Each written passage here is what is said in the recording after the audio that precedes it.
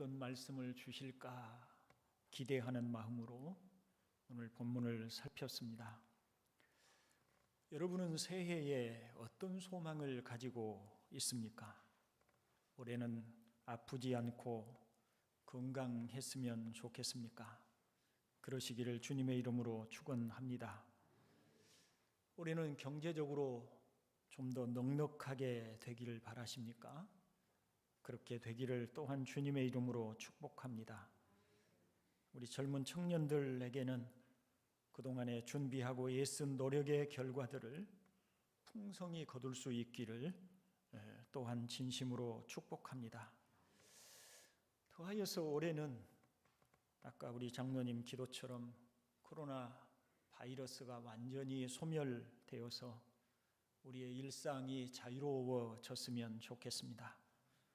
또한 지혜롭고 좋은 대통령이 당선이 되어서 우리나라가 좀 더 편안하고 여유롭게 또 발전하는 그런 나라가 되기를 또 소망해 봅니다. 또 지방선거가 있어서 순천시에도 능력 있는 지도자들이 당선되어 우리가 살고 있는 도시가 살기 좋은 도시가 되기를 희망합니다. 제 개인적으로는 교회도 부흥하고 진리 안에서 우리 동산교회가 한결 든든히 섰으면 하는 소망도 가져봅니다. 그러나 우리는 참으로 하나님을 알고 복음을 믿는다면 무엇보다 간절하게 가져야 할 소원은 그보다 더 높은 차원의 것이어야 합니다. 말뿐만이 아니라 진심으로 복음에 합당한 사람으로 그리고 성령의 사람으로 살기를 바라고 간구하는 마음이, 소원하는 마음이 가장 크고 간절해야 할 줄로 믿습니다. 그런 점에서 오늘 본문은 복음이 너희 삶을 다스리게 하라. 그러면 잘 될 것이다. 라고 하는 주제를 제시해 주고 있다는 점에서 새해를 맞이하는 그리스도인들에게 가장 적절한 말씀이 아닐까 싶습니다. 바울이 전하고 가르친 것이 무엇이었습니까? 한마디로 말을 하면 복음이었습니다. 오늘 9절에 내게 배우고 받고 듣고 본 바를 행하라 하고 그리하면 평강의 하나님이 너희와 함께 계시리라고 말씀을 합니다. 여러분 빌립보 교인들이나 또 바울에게 가르침을 받았던 많은 신실한 그리스도인들이 바울에게 듣고 배우고 또 가르침을 받았던 바가 무엇입니까? 그게 바로 복음입니다. 그렇게 바울에게 듣고 배운 복음을 따라 행하면 복음이 빌립보 교인들의 삶 곳곳에 역사하면 평강을 주시는 하나님이 너희들과 함께 하실 것이다 라고 약속의 말씀을 하고 계십니다. 오늘 본문에서 우리가 주목하는 것은 하나님의 복을 받기 위한 조건을 제시하고 있다는 것입니다. 사실 이런 조건에 따른 복의 선언은 성경 전반에 걸쳐 말씀하는 내용입니다. 다시 말하면 이것을 해야 그에 합당한 결과를 얻는다는 것은 성경에 일관되게 흐르고 있는 말씀이라는 것입니다. 그런 사실들을 가장 뚜렷하고 그리고 아주 선명하게 보여주고 있는 성경은 구약입니다. 가장 먼저 하나님께서 아브라함을 부르실 때도 마찬가지였습니다. 창세기 12장 1절로 2절의 말씀을 보면 여호와께서 아브라함에게 이르시되 너는 너의 고향과 친척과 아버지의 집을 떠나 내가 내게 보여줄 땅으로 가라. 내가 너로 큰 민족을 이루고 내게 복을 주어 내 이름을 창대하게 하리니 너는 복이 될지라 말씀을 합니다. 여러분 이 말씀을 역으로 되짚어 살펴보면 하나님께서 아브라함에게 복이 되게 하시고 또 하나님께서 복을 주신다는 그 앞에 전제가 필요합니다. 그것이 바로 내가 너에게 지시하는 땅으로 가라는 말씀입니다. 만일 아브라함이 이 말씀에 불순종해서 가지 않으면 하나님께서 약속해 주신 내가 너에게 복을 주어 너의 이름을 창대하게 하고 내가 복이 될 것이라는 이 약속이 허사가 되어 버리겠죠. 이와 같이 하나님께서 하나의 조건을 말씀을 하시고 그에 따른 하나님의 축복을 말씀하고 있습니다. 십계명 중에서도 내 부모를 공경하라 그리하면 내 하나님 여호와가 내게 준 땅에서 내 생명이 길리라고 말씀을 하셔서 너희가 장수의 복을 누리고 땅에서 살고 싶다면 내 부모를 공경하는 것이 옳다라고 말씀을 하고 있습니다. 더 나아가서 신명기서의 말씀을 통해서 보면 하나님은 이스라엘 백성이 계명을 지키고 하나님이 주신 거룩한 뜻을 따라 살면 그들이 약속의 땅에서 오래도록 복을 누리고 살아갈 것이지만 만일 그들이 하나님의 말씀을 저버리고 순종하지 아니하면 하나님께서는 그들을 흩어버리시고 그들에게 약속하신 모든 복을 거두어 버리실 것을 말씀하고 계십니다. 그렇다면 이런 약속과 그 약속에 따른 축복은 구약 성경에만 있는 것일까요? 신약 성경은 어떻게 말씀하고 있을까요? 주님께서는 산상보훈에서 심령이 가난한 자가 복이 있다고 말씀을 하셨고 온유한 자가 복이 있다고 말씀을 하셨습니다. 역시 주님께서도 이러이러한 자들이 복을 받는다는, 즉 조건이 채워진 자가 복을 받는다는 말씀을 여전히 하시고 계시는 것입니다. 심령이 가난하고 온유해야 복을 받습니다. 줄이고 목말라야 배불리 먹는다는 말씀을 하고 계십니다. 사랑하는 형제 여러분, 우리는 거룩으로 부르심을 받은 사람들입니다. 우리는 본래의 우리의 가진 삶에서 무엇을 추가하거나 혹은 우리 본래 있는 우리라고 하는 사람을 조금 변화시켜서 갱신하는 정도의 사람들이 아니라 완전히 새로운 피조물로 우리를 새롭게 하셨다고 말씀을 합니다.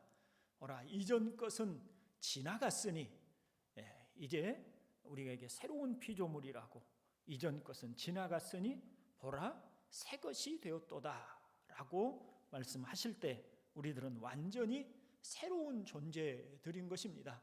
과거에 우리들의 존재가 예수를 믿음으로 조금 더 수준 높은 사람이 되고 조금 더 변화된 사람이 되는 것이 아니라 새로운 피조물로 새 것으로 하나님이 우리를 빚으셨다는 말씀입니다.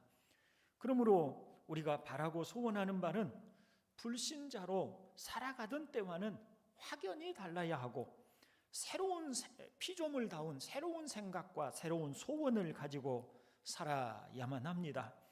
오늘 본문 8절에 보면 우리의 생각과 마음 중심이 어떤 것에 맞춰져야 하는지를 말씀하고 있습니다. 이것들을 생각하라. 마음 중심이 어떤 것에 무엇을 생각하라고 하는 것인, 우리의 마음의 중심에 무엇을 생각하라고 말씀하고 있습니까?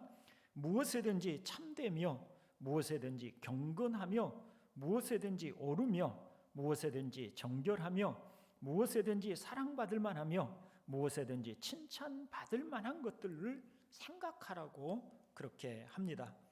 이런 덕목들이 우리의 마음과 생각을 가득 채우고 그와 같은 복음에 합당한 삶을 살면 하나님의 평강이 함께 할 것이라고 말씀을 합니다. 만일 우리가 이렇게 살면 하나님은 우리를 축복하실 것이지만 부르심을 받았으면서도 우리를 부르신 복음에 합당하게 살지 못하면 하나님이 주신 축복을 받기란 어려운 것입니다. 구원과는 상관없이 하나님께서 그의 자녀들에게 주실 축복은 받을 자격이 있는 사람들에게만 주어진다는 것을 기억해야 하겠습니다. 이제 그 내용들을 조금 자세히 살펴보겠습니다. 먼저 9절에 행하라라고 하는 행하라는 단어를 통해서 하나님의 뜻을 살펴봅니다. 8절과 9절을 따라서 바울의 말하는 바를 우리가 풀어서 얘기를 하자면 이렇습니다. 자, 너희가 이것들을 듣고 보고 배웠으니 이제는 행해야 한다. 빌립보 교인들아, 우리는 내일 어떤 일을 당할지 모른다. 내일 죽을는지 또는 감옥에서 석방이 되어 풀려나게 될지 나는 모르겠다. 그러나 분명한 것은 우리가 이와 같은 삶을 살고 이런 가르침을 실천하고 사는 한 감옥에 그대로 있든지 심지어 죽든지 석방이 되든지 두려워할 것이 없다는 것이다. 왜냐하면 평강의 하나님이 그런 사람들과 함께하고 지켜주실 것이기 때문이다는 내용입니다. 본문 8절이 생각의 영역을 말한다면, 그 복음이 우리의 마음과 생각에 어떻게 채워져야 할 것을 말한다면, 그리스도인들은 단지 생각, 즉 마음의 생각에 머물러서는 안 된다는 점을 9절에서 강조하고 있습니다. 참된 그리스도인들은 듣고 배운 바를 마음에 생각하고 담고만 있어서는 안 되고 실천에 옮기는 사람들이어야 한다는 것입니다. 야고보는 우리가 어떤 지식을 알면서도 실천하지 않는 사람을 거울을 보고 거울에 자기 모습을 비춰보고 돌아서는 즉시 잊어버리는 사람과 같다고 말을 하였습니다. 주님께서도 너희가 이것을 알고 행하면 복이 있으리라, 알고 행하면 복이 있으리라고 말씀을 하셨습니다. 그렇습니다. 단지 알기만 한다고 복이 되지는 않습니다. 그대로 행하고 매일 그렇게 살아야 복이 있습니다. 주님께서 마태복음 7장에서 하신 경고를 우리는 들어야 합니다. 주님은 반석 위에 지은 집과 모래 위에 지은 집의 비유를 통해서 말씀을 하셨습니다. 이 두 집의 비유가 가르쳐 주는 바는 명백합니다. 그러므로 누구든지 나의 이 말을 듣고 행하는 자는 그 집을 반석 위에 지은 지혜로운 사람 같으리니 라고 말씀을 하고요, 또 주님께서는 나의 이 말을 듣고 행하지 아니하는 자는 그 집을 모래 위에 지은 어리석은 사람 같으리니 라고 말씀을 하셨습니다.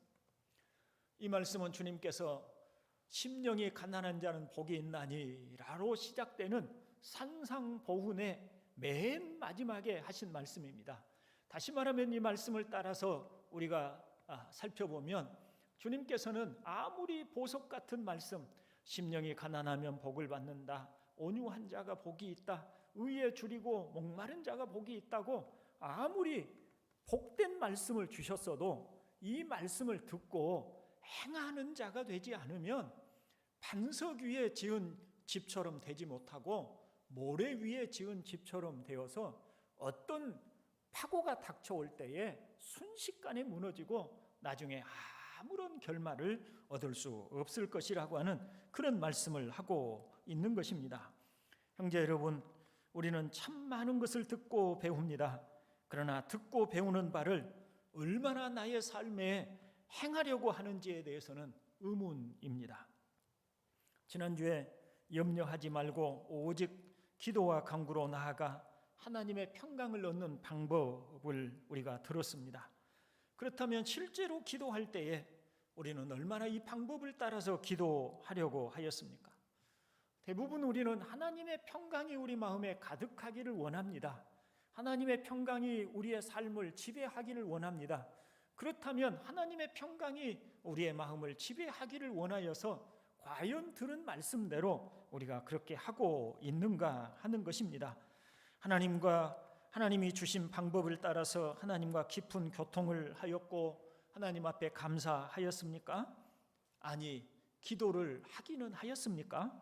아무리 진지하게 듣고 배우면 무엇하겠습니까? 교회당 문을 나서면서 까맣게 잊어버리고 살았다면, 지난주에 배운 바를, 하나님께서 우리에게 주신 말씀을 아무런 결과를 나타내지 못하고 다 잊어버리고 살았다면 그것이 우리에게 무슨 소용이 있겠는가 하는 것입니다.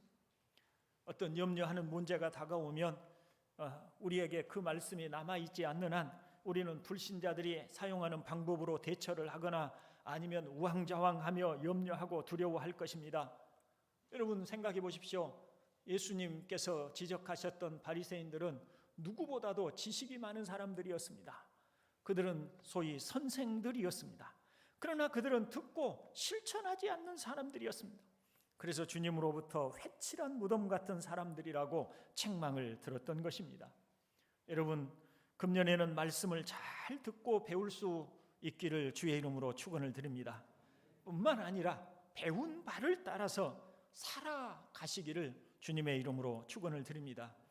지난 송구 영신 예배 때 어떤 교우께서 이 설교를 듣고 돌아가서 그 설교문을 2번이고 3번이고 여러 차례 반복해서 읽고 그 말씀을 이해하고 깨달기 위해서 많은 수고를 한다는 말씀을 하셨습니다.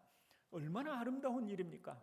그렇게 설교를 듣고 잊지 않고 그 말씀을 따라 살고자, 또 그 말씀이 무엇을 의미하는지를 깨닫고자 열심히 수고하고 있을 때에 보이지 않는 가운데 말씀에 대한 지식도 풍성해질 뿐만 아니라 그 말씀이 우리의 삶에 또 실천으로 실행되어져 가게 될 줄로 믿습니다.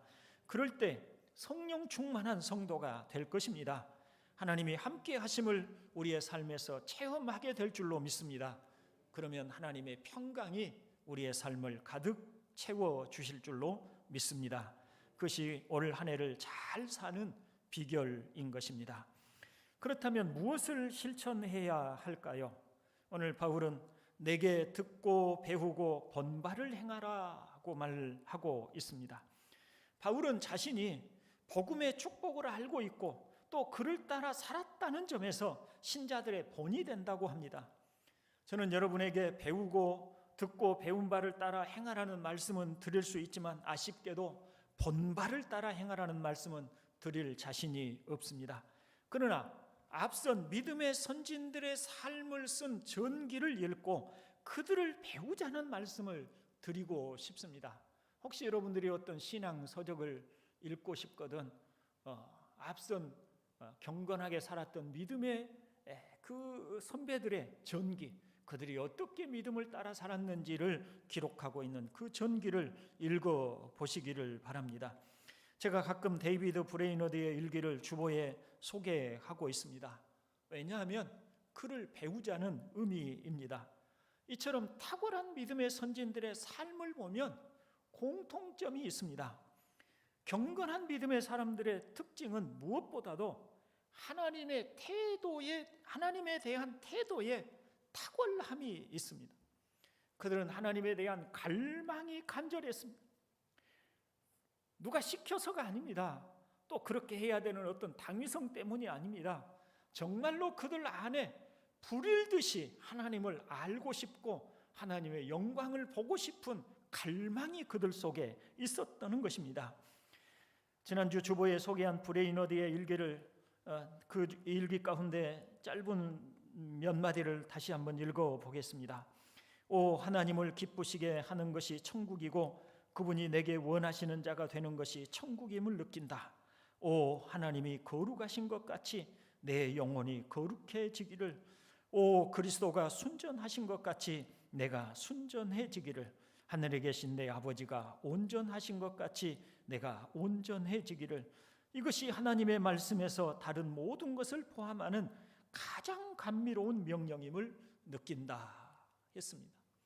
여러분, 우리는 하나님께서 성경을 통해서 어떤 명령을 말씀하시면 부담스럽게 느껴지고 짐스럽게 느껴집니다. 지킬 자신이 없기 때문입니다. 그런데 이 데이비드 브레이너드 같은 경우는 이렇게 하나님의 말씀이 가장 감미롭게 느껴진다, 어떤 말보다도 더 달콤한 말로 느껴진다고 말을 하고 있으니 그가 얼마나 하나님을 사랑하고 또 하나님을 진심으로 갈망하고 있는지를 볼 수가 있습니다. 만일 우리가 하나님을 깊이 갈망하고 소원한다면 그렇다면 어떻게 해야 할까요? 여러분 안에 하나님에 대한 갈망이, 하나님 그분을 만나고 싶고 알고 싶고 또 그분의 은혜 가운데 들어가고 싶은 소원이 있다면 어떻게 해야 할까요? 무엇보다도 성경을 읽어야 합니다. 왜냐하면 성경은 하나님이 어떤 분이시고 하나님이 어떤 일을 하셨고 하나님의 성품이 어떤 성품을 가지신 분인가를 우리에게 보여주는 계시이기 때문입니다. 성경을 읽는 데 시간을 투자해야만 할 것입니다. 다만 제가 권하고 싶은 것은 너무 많은 분량의 성경을 무작정 읽으려고만 하지 말고 매일매일 적당한 분량의 성경을 읽어야 합니다.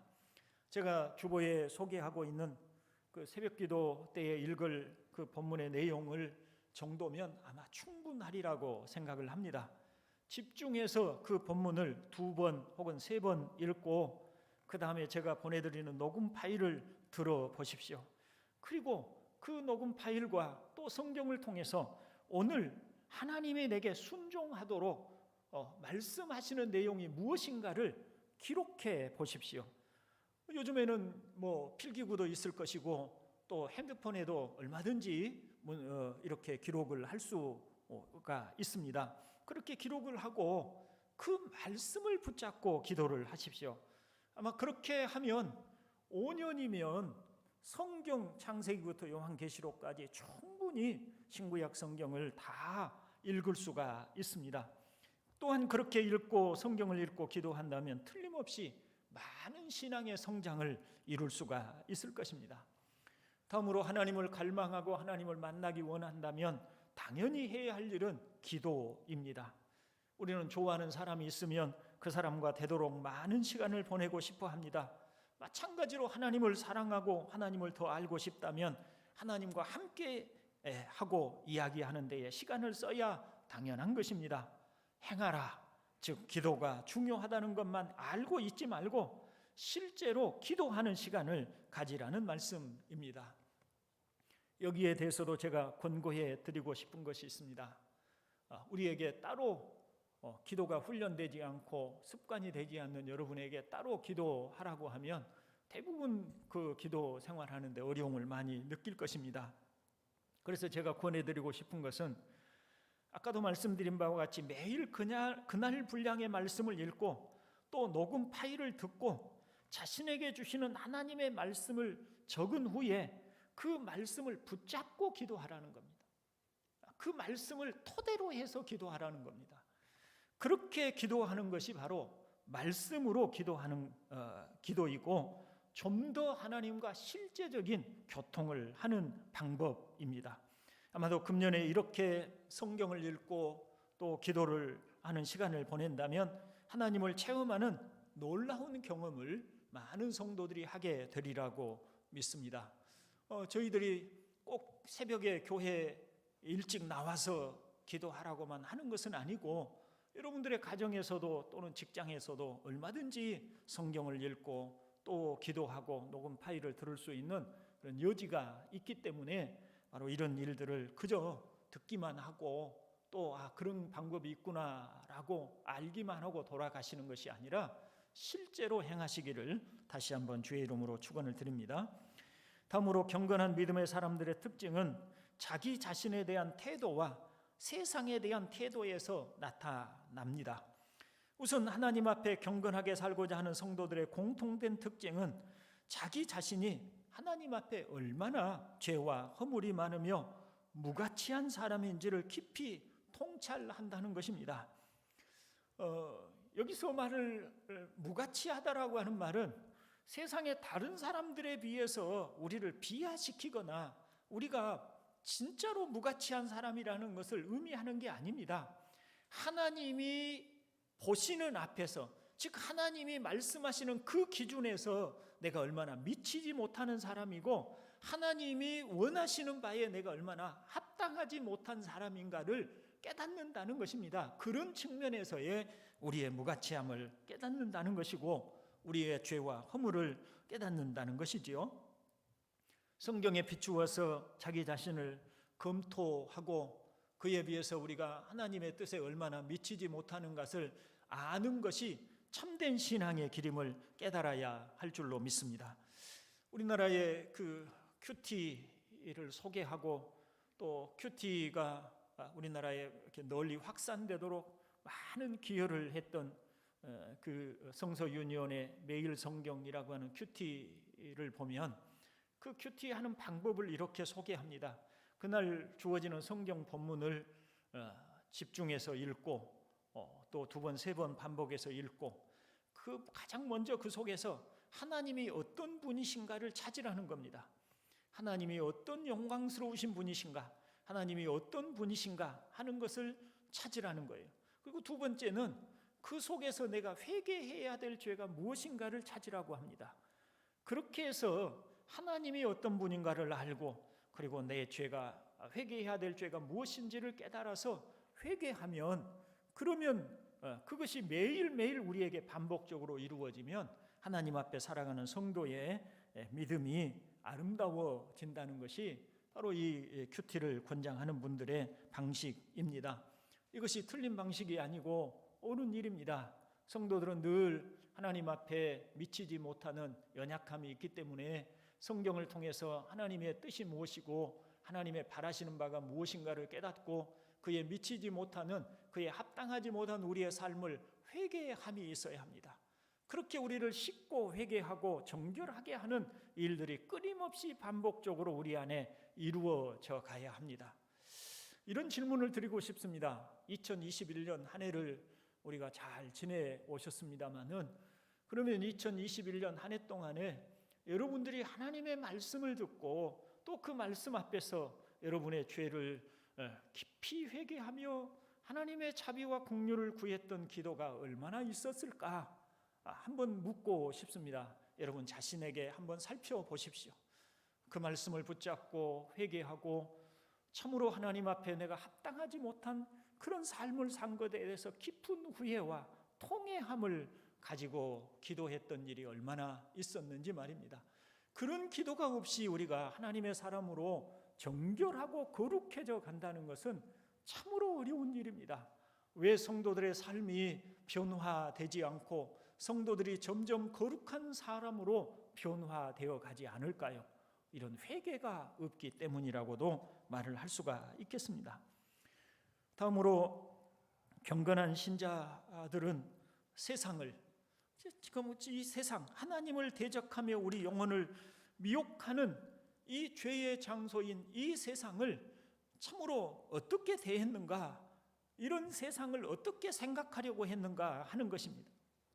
이 세상을 경건한 신자들은 우리를 미혹하는 악한 사단의 역사가 항상 있는 세상으로 여겼습니다. 그래서 세상의 영향을 받지 않고 세상의 이기심과 욕망을 품지 않으려고 최선을 다했으며 실제로 그것을 끊어냈습니다. 그래서 그들은 모든 사람들에게 경건한 사람이라고 하는 칭찬을 들을 수 있었던 것입니다. 물론 그렇다고 해서 율법을 강조하는 것이 아닙니다. 율법의 특징이라고 하는 것은 억지로 강제적으로 하는 것입니다. 하나의 명령이 주어지면 율법은 이것을 지켜야 하는 강제성을 얘기를 합니다. 그런데 여기 경건한 믿음의 사람들은 강제로 한 것이 아닙니다. 억지로 한 것이 아닙니다. 하나님을 사랑함으로, 하나님께 대하여 갈망함으로, 진심으로 자원하여서 그런 삶을 살고자 했던 것입니다. 그러므로 오직 하나님 앞에 은혜만을 갈구하고 갈망하며 살아서 그들의 삶이 모든 사람보다 더욱 경건한 사람으로 살 수가 있었던 것입니다. 사랑하는 우리 동산교회 형제 여러분, 경건한 신자들은 삶을 하나의 여정으로 광야를 지나가는 순례자로 여겼습니다. 그들은 아브라함이 하나님이 계획하시고 지으실 터가 있는 성을 바라고 장막에서 순례자로 산 것과 같이 살려고 하였습니다. 경건한 신자들은 하나님의 영광을 흠모하였고 영광의 하나님과 함께 하기를 간절히 원하였습니다. 그러므로 하나님과 함께하는 그 나라에 이르는 길을 방해하는 모든 것을 해롭게 여기고 자신이 누릴 수 있는 어떤 것이라도 희생하기를 두려워하지 않았습니다. 고린도전서 15장 19절로 20절의 말씀을 우리 함께 읽어보죠. 만일 그리스도 안에서 우리가 바라는 것이 다만 이 세상의 삶뿐이면 모든 사람 가운데 우리가 더욱 불쌍한 자이리라. 그러나 이제 그리스도께서 죽은 자 가운데서 다시 살아나사 잠자는 자들의 첫 열매가 되셨도다. 아멘. 바울의 말인즉슨 이렇습니다. 만일 신자들의 삶이 이 세상에 한정된다면 스스로를 절제하고 자기 욕망을 포기하며 사는 일이 무슨 의미가 있겠냐는 겁니다. 그렇지 않습니까? 저도 동의합니다. 우리가 이 세상에 사는 것이 우리의 전부라면 사회에 어떤 특별한 해악을 끼치지 않거나 사회의 어떤 법률적인 어떤 처벌을 받지 않는 한도 내에서 얼마든지 더 많은 것을 갖고 더 많은 욕심을 부리고 더 많은 것을 누리고 사는 것이 당연하다고 생각합니다. 그러나 우리의 삶은 이 세상에 한정된 삶이 아니라는 겁니다. 우리의 삶은 이 세상에 잠깐 머무르다가 죽음으로 소멸되어 가는 것이 아니라는 겁니다. 우리는 단지 이 세상의 순례자로서 살아가는 것이라고 합니다. 진짜 우리가 거할 영원한 본향이 있다고 합니다. 영원한 천성이 있다고 합니다. 그 나라에 이르기까지 우리는 잠시 순례의 삶을 살고 있다고 합니다. 그러니 이 순례자의 삶을 사는 이 세상에 우리의 마음과 우리의 애정과 우리의 모든 것을 쏟을 이유가 없는 것입니다. 그러므로 이 세상을 우리가 사랑할 이유가 없는 것입니다. 주님은 그것을 우리에게 부활로서 보여주셨습니다. 주님은 죽음으로 소멸되시고 끝나신 것이 아니라 다시 살아나셨습니다. 그리고 하늘에 오르셨습니다. 우리에게 보여주시는 것은 너희도 다시 산다. 죽음으로 소멸되지 않고 다시 산다. 그리고 하늘에 올라가고 하나님 앞에 심판을 받게 될 것이라고 하는 것을 가르쳐 주시는 것입니다. 땅에서 우리가 하나님을 바라보고 하나님을 갈망하며 경건하게 살아가면 하나님께서 천성에서 우리에게 그에 따른 상급을 반드시 주실 것입니다. 그런데 하나님께서 하늘에서만 우리에게 상급을 주시고 마는 것일까? 땅에서는 그저 우리에게 고통을 당하든 또 고난을 당하든 시련을 당하든 관심이 없으신 것일까? 사도는 우리에게 그렇게 말하지 않습니다. 땅에서 주는 상급도 있다고 합니다. 바로 오늘 본문 9절이 그렇게 말씀을 합니다. 우리 9절을 다시 한번 읽어봅니다. 너희는 내게 배우고 받고 듣고 본바를 행하라. 그리하면 평강의 하나님이 너희와 함께 하시리라. 아멘. 말하자면 우리가 경건하게 살고자 할 때에, 모든 삶에서 복음을 따라서 살고자 할 때에 하나님께서 평강을 주신다는 말씀입니다. 여러분, 우리가 혹 부유해서 대궐 같은 집에서 살고 돈으로 살 수 있는 모든 것을 다 사서 누릴 수 있다고 할지라도 마음에 평강이 없으면 그곳이 천국입니까? 지옥입니까? 그게 바로 지옥인 것입니다. 그러나 혹시 조금 가난할지라도 좀 그 마음에 평안으로 가득하면 그것이 바로 행복 아니겠습니까? 2022년 새해에는 행복하시기를 원하십니까? 그렇다면 여러분의 모든 삶에서 복음을 따라 행하시기를 바랍니다. 하나님의 말씀을 배우고 받고 듣고 본바를 따라 순종함으로 사시기를 주님의 이름으로 축원을 드립니다. 그러면 평강의 하나님이 여러분을 떠나지 아니하시고 여러분과 함께 하시고 여러분의 삶을 평강으로 채워 주실 것입니다. 복된 새해가 되시고 또 하나님의 평강이 가득한 한 해를 보내시기를 주님의 이름으로 축원을 드립니다. 자비로우신 아버지, 올 한 해는 우리 동산교회 주의 사랑하는 자녀들이 진리의 말씀을 듣고 배울 뿐만 아니라 우리 아버지 하나님을 간절히 갈망하고 사랑함으로 우리 아버지 하나님이 기뻐하시는 뜻을 따라 살고자 하는 소원을 항상 품고 사는 성도들이 되게 하여 주옵소서. 아버지 하나님의 말씀을 들을 때마다 내가 사랑하는 아버지께서 내가 이렇게 살기를 원하시는구나 깨닫고 그를 따라 살고자 하는 소원들이 우리 안에 가득하게 하여 주시옵소서. 항상 주의 말씀을 묵상하기를 힘쓰며 기도하기를 힘쓰는 삶을 살게 하여 주시옵소서. 그 속에서 하나님과 교통하며 아버지의 마음을 배우는 성도들이 되게 하여 주시옵소서. 그렇게 하나님 앞에 살아갈 때 또한 아버지 하나님께서 우리 동산교회 형제들에게 평강으로 채워주셔서 올 한 해 동안 아버지 하나님 평강이 가득 넘치는 한 해가 되도록 축복해 주시옵소서. 구주 예수 그리스도의 이름으로 기도드리옵나이다. 아멘. 광고 말씀 간략하게 드립니다. 오늘 예배 후에 예결산을 위한 공동회로 모이게 됩니다.